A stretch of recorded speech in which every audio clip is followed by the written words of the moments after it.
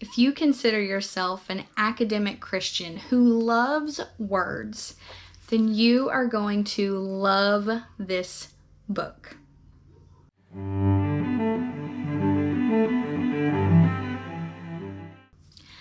Hello friends, and welcome to my channel. My name is Haley and I am a Christian wife, homeschooling mother of 3, out to redeem my very own literary education. But you do not have to be a wife or a homeschooling mother of 3 in order to enjoy this book.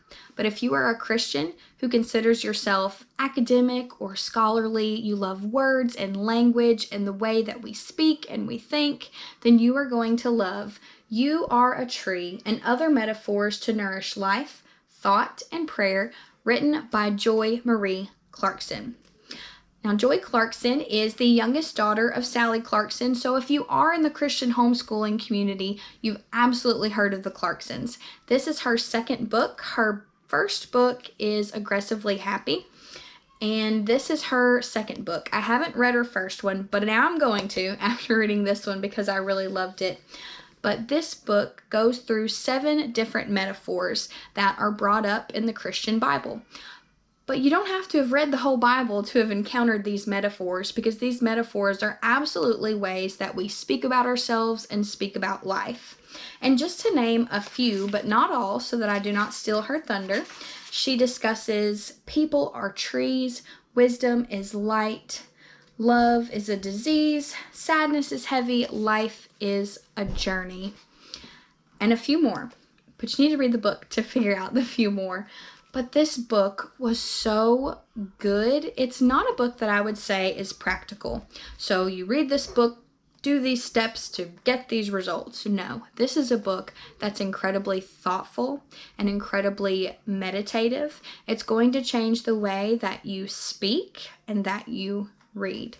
Now, I would say that this book is a bit academic and a bit scholarly. Joy Clarkson is actually Dr. Joy Marie Clarkson. She is a research associate in theology and literature at King's College London and the book's editor for Plough Quarterly. She holds a PhD in theology from the University of St. Andrews, and you can absolutely tell when you read this book. Now, it was not so highbrow that I couldn't enjoy it. I have a degree in agriculture and agribusiness economics, so I'm not a literature or English or theology major or anything of the sort. But I still read this and absolutely loved it as someone who loves literature and words and language. But there were a few things I encountered that I didn't know, and I actually wrote them down on the back so that I could look them up. There were a couple of words like, and I'm probably saying them wrong, quotidian, amanuensis, epistemological, and I wrote them down on the back so that I could look them up in a dictionary and learn what they meant. But this book challenged me in my thinking in a lot of ways. It challenged me to use a little bit more brain power, but it also challenged my reading. These metaphors are ones we encounter all of the time, and I'd never really realized just how much we encountered them until I read this book. While I was reading the book, and I also read 1 chapter of my Bible a day in the mornings, I wrote down the metaphors that I encountered while reading my Bible. In the back of this book too, I was reading through the book of James and then the book of Peter. So another metaphor I encountered is this one in James 4:14. Why, you do not even know what will happen tomorrow. What is your life? You are a mist that appears for a little while and then vanishes. And there were several more, and ever since reading this book, I can't stop noticing metaphors. And why do they matter, right? And she addresses this at the very beginning of her book. She says, this is a book about paying attention to our experiences and to the words we use to describe them. And later on, she says, metaphors matter because they allow us to give a voice to those profound experiences and concepts that evade us. Because giving voice to those things is satisfying, clarifying, honoring, and humane. And because the metaphors we choose and use direct our actions, our orientation in the world. And why is that important? Well, another idea she discusses at the beginning of our books is the way that we now use to describe ourselves. It's very machine-like, it's very hard, it's very robotic, it's very soulless. We talk about ourselves like computers. We're processing things, we need to recharge, we're very concerned about our efficiency. And what is that doing to us as humans, and specifically as souls, as Christians who are supposed to give this, or who are supposed to have this really full look at life? I don't think talking about ourselves like computers is going to get us there, but using some of these other languages and words and metaphors may help us kind of reorient ourselves in the way that we see ourselves in our experiences. But some of my favorite metaphors that she talked about was sadness is heavy, life is a journey, and wisdom is light. It's so true. You don't even notice the way you talk about some of these things. But what I really loved about this book is she gets you to dive deeper with more ideas. So she's fueling these ideas with ideas.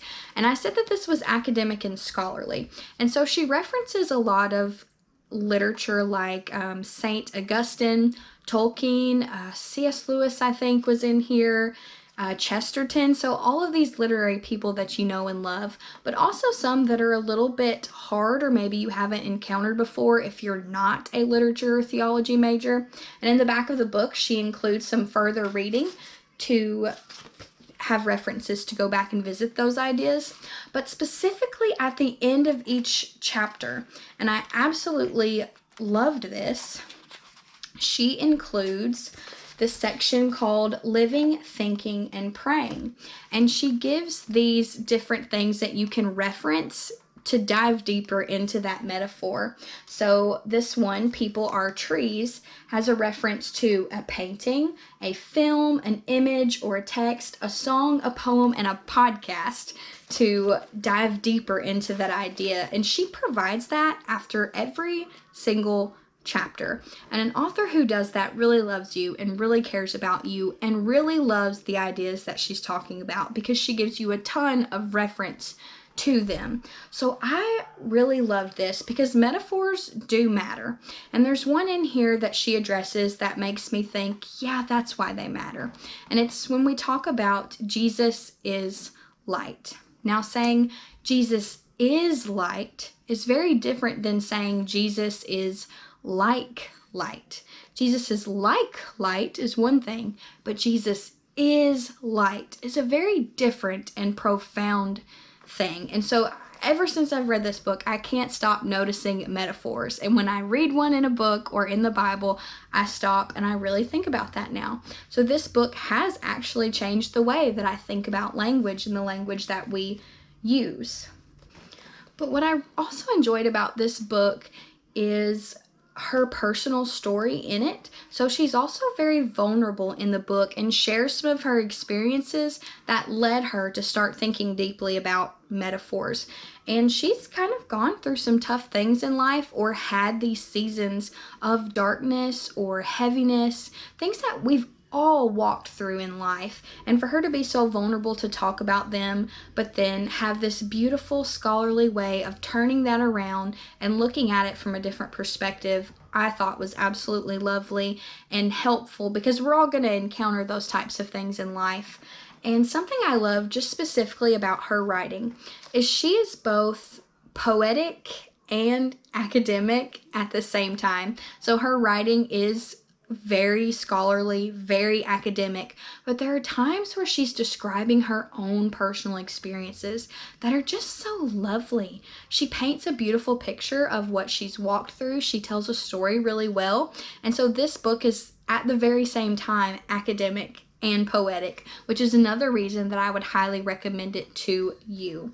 So I loved this book. I haven't read a book like this in a long time, and as someone who loves to read and who is just getting into poetry myself, I found this really timely for me, and I loved it. I would highly recommend it to you no matter what season of life you're in.